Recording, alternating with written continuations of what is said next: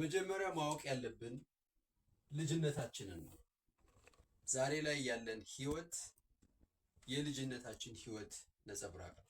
ልጅነታችን የሰማነው ያየነው እያንዳንዱ ኤክስፒሪየንሳችን በእኛ አእምሮ ውስጥ ተቀርጿል። ቤተሰብ የሚነግረን፣ ከትምህርት ቤት የምንማረው፣ በሚዲያ የምንሰማው፣ በጓደኞቻችን የምንሰማው እና ራሳችን ኦብዘርቭ የምናደርገው ኤክስፒሪየንስ በሙሉ እኛ ውስጥ ይገባል ማለት ነው።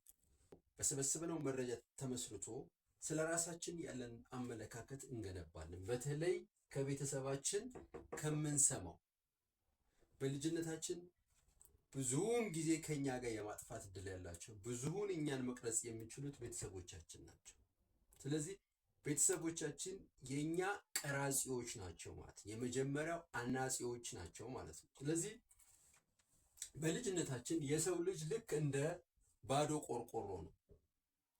ሁሉም ሰው ያገኘውን ሐሳብ የሚጥልበት ባዶ ቆርቆሮ ነው ማለት ነው። ስለዚህ ይህ ቆርቆሮ በብዙ ሐሳቦች የተሞላ ነው ማለት ነው።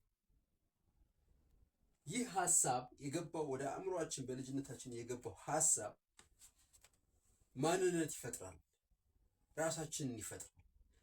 ስለዚህ በልጅነት አስተዳደጋችን ውስጥ ስናየው፣ ስንሰማው፣ ስንመለከተው ከነበረው ተነስተን ራሳችንን ዲፋይን እናደርጋለን ማለት ነው።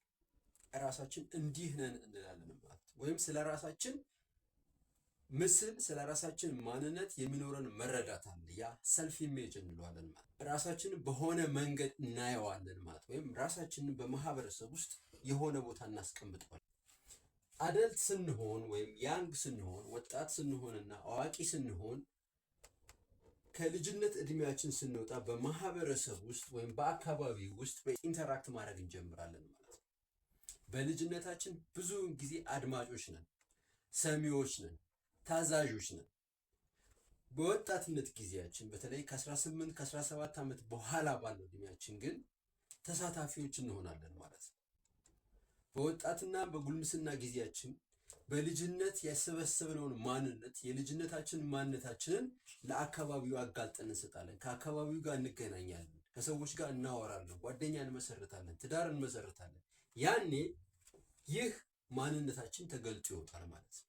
ከአካባቢው ጋር በሚኖረን ግንኙነት ሁለት አይነት ፐርሰናሊቲ ሊኖረን ይችላል። አንደኛው አክቲቭ የምንለው ፐርሰናሊቲ ነው። ሌላኛው ፓሲቭ የምንለው ፐርሰናሊቲ ነው። በልጅነታችን ኮንስትራክቲቭ በሆነ ጥሩ ሐሳብ ፖዚቲቭ ሐሳብ ከተገነባ፣ በልጅነታችን አበረታች ቃላቶችን ስናይ ከተገነባን፣ በልጅነታችን ልዩ ትኩረት በወላጆቻችን እያየን ከተገነባን፣ ልጅነታችን አበረታችን አስደሳች ከነበረ በሚቀጥለው የወጣትና የጉልምስና ጊዜያችን አክቲቭ የሆነ ላይፍ ይኖረናል። ነገር ግን በልጅነታችን የሞራል ድጋፍ ካላገኘን፣ ቁጣ፣ ዱላ፣ ብስጭት ወይም ደግሞ ጎጂ የሆኑ አስተሳሰቦች ወደ አእምሯችን እናስገባ ከነበረ በወጣትነትና በኋላ በጉልምስና እድሜያችን የሚኖረን ምንድን ነው? ፓሲቭ ህይወት ይኖረናል ማለት ነው። አክቲቭ ህይወት ማለት ምን ማለት ነው?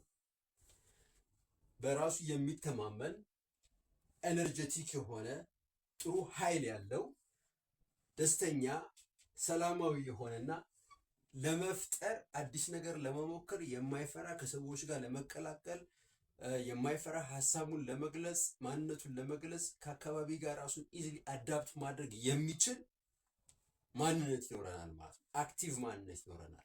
ሌላው ፓሲቭ የሆነው ማንነታችን በአብዛኛው አይናፋር፣ ፈሪ፣ ሞቲቬሽን የሌለው ነገሮችን ለመጀመር ሰበብ የሚያበዛ፣ ስራ ለመጨረስ ሰበብ የሚያበዛ፣ ከማህበረሰብ ራስን ማግለል እንደ መፍትሄ የሚወስድ እንሆናለን ማለት ነው። በኋለኛው ህይወታችን ፓሲቭ ስንሆን በማህበረሰብ ውስጥ መጋፈጥ፣ በማህበረሰብ ውስጥ ራሳችን መፈተሽ፣ በማህበረሰብ ውስጥ መቀላቀል ሳይሆን በአብዛኛው ዊዝድሮ ማድረግ፣ መነጠል፣ ምንም ነገር አለመሞከር፣ ክሪቲሲዝም ወይም ደግሞ ትችት መፍራት እናበዛለን ማለት ነው። ይህ ሁሉ በወጣትነታችንና በጉርምስናችን ወይም በጉልምስናችን ጊዜ የሚገለጸው ማንነታችን የተገነባው እዚህ ጋር ነው። በልጅነታችን ጊዜ ነው ማለት ነው። የልጅነት ማንነታችን የወጣትነትና የጉልምስና እድሜያችን የሚወስን ቢሆንም ይህንን ግን መቀየር እንችላለን። ያ ዘ ሎው ኦፍ ሪቨርሲቢሊቲ ይባላል። የመቀየር ህግ አለ ማለት ነው። መልሰን የወጣትነትና የጉልምስና ጊዜያችንን ለማስተካከል እዚህ ጋር ኮንዲሽን እንዲሆን ነው፣ እዚህ ጋር ፕሮግራም የሆንበትን አስተሳሰብ እንደገና መቀየር እንችላለን። ያንን በመቀየር የተሻለ ህይወት ማምጣት እንችላለን። ምንድን ነው ማድረግ የሚጠበቅብን? ይህ የልጅነት ፕሮግራሚንጋችን፣ አስተሳሰባችን፣ ማንነታችን አሁን ላለው ህይወታችን እንቅፋት ከሆነ የራሳችንን ማንነት እንፈጥራለን። ያ ሰልፍ አይዲያል እንለዋለን። የራሳችንን ማንነት ምንፈልገውን መሆን የምንፈልገውን ማንነታችንን እንስላለን። ከዛ ማንነት ጋር የሚመጣጥን ያንን ማንነት የሚመግብ አስተሳሰብ በየቀኑ እንሰማለን፣ በየቀኑ እናነባለን፣ በየቀኑ እናያለን፣ ለራሳችን ነግረዋለን ማለት ነው። ይህ በአንድ ቀን በሁለት ቀን በሶስት ቀን የሚሆን ሳይሆን ኮንቲኒየስ የሆነ ኤፈርት፣ ተደጋጋሚ የሆነ ጥረትና ስራ ይፈልጋል ማለት ነው። ስለዚህ ዛሬያችን የትናንትና ውጤት ነው። ነጋችንን ግን የዛሬ ውጤት ማድረግ እንችላለን። ምን በማድረግ? የምንፈልገውን አይነት ሰብዕና ለራሳችን በመስጠት የምንፈልገውን አይነት ማንነት ለራሳችን በመስጠት እና ያንን ማንነት በመስራት በየቀኑ በመስራት ማለት ነው። ስለዚህ ይህንን ለማድረግ ምንድነው ማድረግ የሚጠበቅብን? የምንፈልገውን ማንነት እንስላለን፣ እናስቀምጣለን ወይም እንጽፋለን። በአእምሯችን ይዘን እንንቀሳቀሳለን። የምናወራው ስለምንፈልገው ማንነት ብቻ ነው። የምንሰማው ስለምንፈልገው ማንነት ብቻ ነው። የምናነበው ስለምንፈልገው ማንነት ብቻ ነው። በተወሰነ ፍላጎታችን ላይ ብቻ እናተኩራለን። ያ ማለት ራስን እንደገና እንደመፍጠር ማለት ነው። ጊዜ ይፈልጋል፣ ትዕግስት ይፈልጋል፣ ነገር ግን ይሳካል። ስለዚህ ህይወታችን ለአንዴና ለመጨረሻ ጊዜ እየተሰራ አይደለም። የዛሬ ንዴታችን፣ የዛሬ ብስጭታችን፣ የዛሬ ቁጣችን ሁሉ መሰረቱ የተጣለው ዛሬ አይደለም፣ የቆየ ነው።